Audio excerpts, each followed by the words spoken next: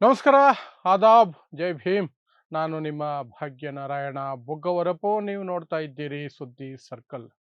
ಬಿಜೆಪಿಗೆ ಜನ್ ಝಿ ಅಂದ್ರೆ ಎಷ್ಟು ಭಯ ಆಗಿದೆ ಅಂದ್ರೆ ಅದನ್ನ ತಡೆಯೋದಕ್ಕೆ ಅದರ ಸಭೆಗಳನ್ನ, ಕಾರ್ಯಕ್ರಮಗಳನ್ನ ಅಥವಾ ಯಾವುದೇ ರ್ಯಾಲಿ ಏನೇ ಆಗಿರಲಿ ಅದನ್ನ ತಡೆದೇ ತೀರಬೇಕು ಅಂತ ಪೊಲೀಸ್ ವ್ಯವಸ್ಥೆಯನ್ನ ತುಂಬಾ ನೀಚ ಮಟ್ಟಕ್ಕೆ ಹೋಗಿ ಬಳಸ್ಕೊಳ್ಳೋದು, ಸಂವಿಧಾನ ಬಾಹಿರವಾಗಿ ಬಳಸ್ಕೊಳ್ಳೋದು, ಎಲ್ಲ ರೀತಿಯಾದೊಂದನ್ನು ಸಹ ಮಾಡ್ತಾ ಇರೋದನ್ನ ಇತ್ತೀಚಿನ ದಿನಗಳಲ್ಲಿ ನಾವು ನೋಡ್ತಾ ಇದ್ದೀವಿ. ಅದಕ್ಕೆ ಪೂರಕವಾಗಿ ರಾಹುಲ್ ಗಾಂಧಿ ಜನ್ಸಿಯನ್ನ ಮುಂದಿಟ್ಕೊಂಡು ಚಾತ್ರೋಂಕಿ ಗೂಂಜ್, ವಿದ್ಯಾರ್ಥಿಗಳ ಘರ್ಜನೆ ಅಥವಾ ವಿದ್ಯಾರ್ಥಿಗಳ ಕೂಗು ಅನ್ನುವಂತಹ ಹೆಸರಿನಲ್ಲಿ ನಡೆಸ್ತಾ ಇರುವ ಕಾರ್ಯಕ್ರಮಗಳಿಗೂ ಸಹ ಸಾಕಷ್ಟು ಅಡ್ಡಿ ಆತಂಕಗಳಿಗೆ ಒಳಪಡಿಸ್ತಾನೆ ಬರ್ತಿದ್ದಾರೆ. ಅದನ್ನು ಸಹ ವಿವರಿಸ್ತೀನಿ. ಈಗ ಪುಣೆದಲ್ಲಿ ಒಂದು ಕಾರ್ಯಕ್ರಮ ಆಗಸ್ಟ್ 22ನೇ ತಾರೀಕಿಗೆ ರಾಹುಲ್ ಗಾಂಧಿದು ಅದೇ ಚಾತ್ರೋಂಕಿ ಗೂಂಜ್ ಕಾರ್ಯಕ್ರಮ ಇದೆ. ಅದಕ್ಕೆ ಜನ ಸೇರದೇ ಇರಲಿ, ಆ ಕಾರ್ಯಕ್ರಮ ಯಶಸ್ವಿ ಆಗದೇ ಇರಲಿ ಅನ್ನೋದಕ್ಕೆ ಅಲ್ಲಿನ ಕಮಿಷನರ್ ಅನ್ನು ಬಳಸ್ಕೊಂಡು ಮಹಾರಾಷ್ಟ್ರ ಸರ್ಕಾರ ನೀಚಾತಿ ನೀಚ ನಿಯಮಗಳನ್ನ ಹಾಕಿದೆ. ಆಲ್ಮೋಸ್ಟ್ ಕರ್ಫ್ಯೂ ಹಾಕಿದೆ. ಅಲ್ಲಿ ಕರ್ಫ್ಯೂ ಹಾಕ್ಬಿಟ್ಟು ಕಾರ್ಯಕ್ರಮ ನಡೆಸ್ಕೊಳ್ಳಿ ಅಂತಂದ್ರೆ ಸಾಧ್ಯನೇ ಇಲ್ಲ ಅಲ್ಲಿ ಕಾರ್ಯಕ್ರಮ ನಡೆಸೋದಕ್ಕೆ, ಜನನ ಸೇರಿಸೋದಕ್ಕೆ. ಸೊ ಏನೆಲ್ಲ ನಿಯಮಗಳನ್ನ ಹಾಕಿದ್ದಾರೆ. ಈ ಹಿಂದೆ ಅಂತಹದ್ದೇ ಕಾರ್ಯಕ್ರಮಗಳನ್ನ ಡೆಹ್ರಾಡೂನ್, ಕೋಟಾ ಮತ್ತು ಪ್ರಯಾಗ್ರಾಜ್ನಲ್ಲಿ ನಡೆಸಿದಾಗ ಬಿಜೆಪಿ ಸರ್ಕಾರಗಳು ಯಾವೆಲ್ಲ ರೀತಿ ತೊಂದರೆ ಕೊಟ್ಟಿದ್ವು ಈ ರಾಹುಲ್ ಗಾಂಧಿಯ ಕಾರ್ಯಕ್ರಮಕ್ಕೆ, ಅದನ್ನು ಸಹ ವಿವರಿಸುವಂತಹ ಪ್ರಯತ್ನವನ್ನು ಮಾಡ್ತೀನಿ. ಸೊ ಜೆನ್ಸಿ ಏನಿದೆಯಲ್ಲ, ಜೆನ್ಸಿ ಇವತ್ತು ಬಿಜೆಪಿಗೆ ನುಂಗಲಾರದ ತುತ್ತಾಗಿದೆ.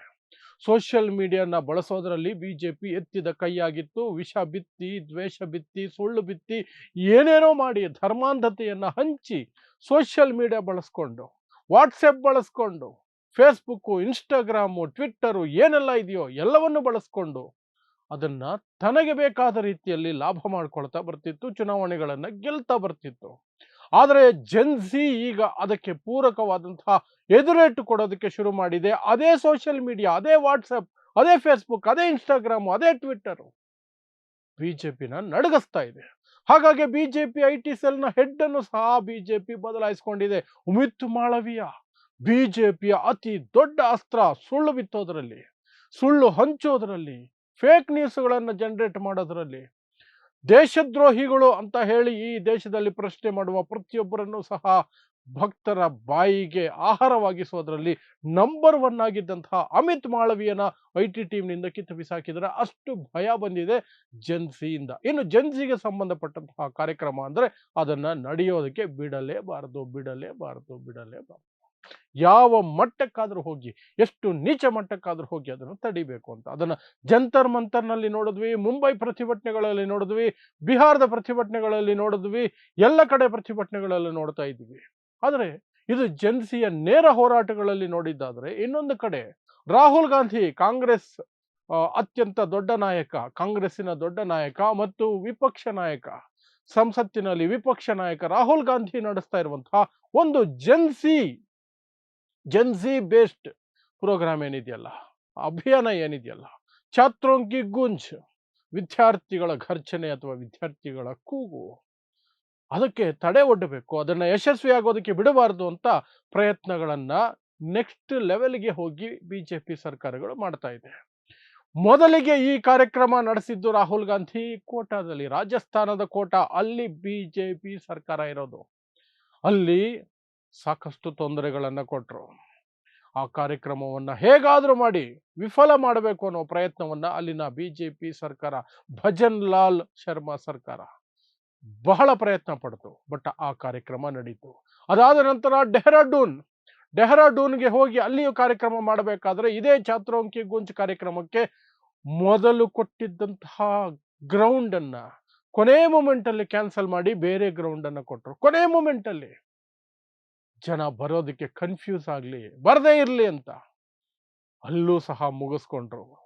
ಅದಾದ ನಂತರ ಪ್ರಯಾಗರಾಜ್, ಉತ್ತರ ಪ್ರದೇಶದಲ್ಲಿ, ಅಲ್ಲಿ ಮೊದಲಿಗೆ ಗ್ರೌಂಡ್ ಅನ್ನ ಕೊಟ್ಟರು, ಆಮೇಲೆ ಅನುಮತಿಯನ್ನ ಕ್ಯಾನ್ಸಲ್ ಮಾಡಿದ್ರು, ಆಮೇಲೆ ಇವರು ಕೋರ್ಟ್ಗೆ ಹೋಗ್ತೀನಿ ಅಂತ ಹೆದರ್ಸಿದ್ದಕ್ಕೆ ಗ್ರೌಂಡ್ ಅನ್ನ ಕೊಟ್ಟರು. ಬಟ್ ಅಲ್ಲಿಯೂ ಸಹ ಸಾಕಷ್ಟು ನಿರ್ಬಂಧಗಳು, ಸಾಕಷ್ಟು ರೀತಿಯಾದಂತಹ ಕಟ್ಟಳೆಗಳು, ಎಚ್ಚರಿಕೆಗಳು, ಜನ ಸೇರದೇ ಇರಲಿ, ಜನ್ಸಿ ಸೇರದೇ ಇರಲಿ ಅನ್ನುವಂತಹ ಉದ್ದೇಶಕ್ಕೆ ಅಲ್ಲಿಯೂ ಸಹ ಸಾಕಷ್ಟು ಡ್ರಾಮಾ ನಡೆಸಿದ್ರು. ಈಗ ಅದರ ಇನ್ನೊಂದು ಕಾರ್ಯಕ್ರಮ ಮಹಾರಾಷ್ಟ್ರದಲ್ಲಿ ಪುಣೆನಲ್ಲಿ ನಡೀತಾ ಇದೆ. ಪುಣೆಯಲ್ಲಿಯೂ ಸಹ ಚಾತ್ರೋಂಕಿ ಗುಂಜ್ ಕಾರ್ಯಕ್ರಮಕ್ಕೆ ಬಿಜೆಪಿ ಮತ್ತು ಕಾಂಗ್ರೆಸ್ ನಡುವೆ ಜಿದ್ದಾಜಿದ್ದಿನ ಫೈಟ್ ನಡೀತಾ ಇದೆ. ಅಲ್ಲಿ ಕಾಂಗ್ರೆಸ್ ಒಂದು ಗ್ರೌಂಡ್ ಅನ್ನು ಬುಕ್ ಮಾಡ್ಕೊಂಡಿದೆ. ಅದನ್ನ ಕೊಡಲ್ಲ ಅಂತ ಒಂದು ಕಡೆ ವಾದ ಮಂಡಿಸ್ತಿರ್ಬೇಕಾದ್ರೆ, ಇನ್ನೊಂದು ಕಡೆ ಆ ಡೇಟ್ ಏನಿದೆಯಲ್ಲ, ಆಗಸ್ಟ್ 22ನೇ ತಾರೀಕು ನಡಿಬೇಕಾಗಿರುವಂತಹ ಕಾರ್ಯಕ್ರಮ, ಅದಕ್ಕೆ ಆ ಕಡೆ ಈ ಕಡೆ ಎಲ್ಲವನ್ನೂ ಸೇರಿಸಿ ಸುಮಾರು 10 ದಿನ ಆ ಪ್ರದೇಶದಲ್ಲಿ, ಕಾರ್ಯಕ್ರಮ ನಡೀಬೇಕಾದ ಪ್ರದೇಶದಲ್ಲಿ ಕರ್ಫ್ಯೂ ರೀತಿಯ ನಿರ್ಬಂಧಗಳನ್ನ ಹೇರಿದ್ದಾರೆ. ಏನೇನು ನಿರ್ಬಂಧಗಳನ್ನ ಹೇರಿದ್ದಾರೆ ಅಂತಂದ್ರೆ, ಅಲ್ಲಿ 5ಕ್ಕಿಂತ ಹೆಚ್ಚು ಜನ ಸೇರೋ ಹಾಗಿಲ್ಲ. ಡೆಹ್ರಾಡೂನ್, ಕೋಟಾ, ಈ ಕಡೆ ಪ್ರಯಾಗ್ರಾಜ್ ಎಲ್ಲ ಕಡೆಯೂ ಸಹ ಮಿನಿಮಮ್ 1,00,000ದವರೆಗೆ ಮಕ್ಕಳು ಬಂದಿದ್ರು, ವಿದ್ಯಾರ್ಥಿಗಳು ಬಂದಿದ್ರು ಈ ಕಾರ್ಯಕ್ರಮಕ್ಕೆ. ಇಲ್ಲಿ ಹೇಳ್ತಿದ್ದಾರೆ 5ಕ್ಕಿಂತ ಹೆಚ್ಚು ಜನ ಸೇರೋಂಗಿಲ್ಲ. ಯಾವಾಗಿಂದ ಯಾವಾಗವರೆಗೆ? ಆಗಸ್ಟ್ 18ನೇ ತಾರೀಕೆ ಶುರು, ನಿನ್ನೆಯಿಂದನೇ ಶುರು, ಆಗಸ್ಟ್ 31ನೇ ತಾರೀಕುವರೆಗೂ ಒಂದು ರೀತಿ ಕರ್ಫ್ಯೂ ರೀತಿ. ಅವಾಗ ಆಗಸ್ಟ್ 22ಕ್ಕೆ ಮಾತ್ರ ಮಾಡಿದ್ರೆ ಜನ ಅರ್ಥ ಮಾಡ್ಕೊಂಡ್ಬಿಡ್ತಾರೆ, ಅದಕ್ಕೆ ಅವಕಾಶ ಮಾಡಿಕೊಡದೇ ಇರ್ಬೋದು ಅನ್ನೋದು ಇವ್ರ ಪ್ಲಾನು. ಸೊ ಆ ಕಡೆ ಒಂದು 4 ದಿನ, ಈ ಕಡೆ ಒಂದು 5-6 ದಿನ ಸೇರಿಸಿ ಒಂದು 10-12 ದಿನಕ್ಕೆ ಆ ಒಂದು ನಿಯಮಗಳನ್ನ ಹೇರ್ಬಿಡೋದು ಅಂತ. 5ಕ್ಕಿಂತ ಹೆಚ್ಚು ಜನ ಸೇರೋ ಹಾಗಿಲ್ಲ, ಪೊಲೀಸರ ಅನುಮತಿ ಇಲ್ಲದೆ ಸಣ್ಣ ಕಾರ್ಯಕ್ರಮ ಸಹ ನಡೆಸೋ ಹಾಗಿಲ್ಲ, ಜನ ಸೇರೋ ಹಾಗಿಲ್ಲ. ಜನ ಸೇರ್ಬೇಕು ಅಂತಂದ್ರೆ ಪೊಲೀಸರ ಅನುಮತಿ ಬೇಕು, ಬಿಜೆಪಿ ಆಡಳಿತದ ಅನುಮತಿ ಬೇಕು, ಸರ್ಕಾರದ ಅನುಮತಿ ಬೇಕು. ಇನ್ನು ಇದಕ್ಕೆ ವಿರುದ್ಧವಾಗಿ ಈಗ ಕಾಂಗ್ರೆಸ್ ಕೋರ್ಟಿಗೆ ಹೋಗುವಂತಹ ಎಚ್ಚರಿಕೆಯನ್ನು ಕೊಡ್ತಾ ಇದೆ. ಪ್ರಯಾಗ್ರಾಜ್ ಉತ್ತರ ಪ್ರದೇಶದಲ್ಲಿ ಅದನ್ನೇ ಮಾಡಿದ್ದು ಕಾಂಗ್ರೆಸ್. ಆಗ ಯುಪಿ ಸರ್ಕಾರ, ಯೋಗಿ ಆದಿತ್ಯನಾಥ್ ಸರ್ಕಾರ ಸ್ವಲ್ಪ ಬಗ್ಗಬೇಕಾಯ್ತು.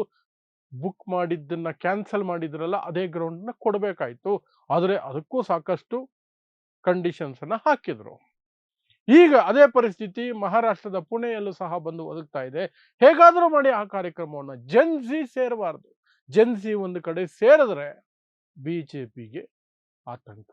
ಯಾಕೆಂದ್ರೆ ಬಿಜೆಪಿಯ ಎಲ್ಲ ಕುತಂತ್ರಗಳನ್ನ ಜೆನ್ಜಿ ಅರ್ಥ ಮಾಡ್ಕೊಂಡ್ಬಿಟ್ಟಿದೆ ಮತ್ತು ಅದನ್ನು ತಲುಪಿಸೋದ್ರಲ್ಲಿ ವಿಪಕ್ಷಗಳಿಗಿಂತ ಶಕ್ತಿಶಾಲಿಯಾಗಿ ಸೋಷಿಯಲ್ ಮೀಡಿಯಾನ ಬಳಸ್ತಾ ಇದೆ. ಬಿಜೆಪಿಗಿಂತ ಶಕ್ತಿಶಾಲಿಯಾಗಿ, ಪವರ್ಫುಲ್ ಆಗಿ ಜೆನ್ಜಿ ಸೋಷಿಯಲ್ ಮೀಡಿಯಾನ ಬಳಸ್ತಾ ಇದೆ. ಅದು ಬಿಜೆಪಿಗೆ ಭಯ, ಅದೇ ನರೇಂದ್ರ ಮೋದಿಗೆ ಭಯ.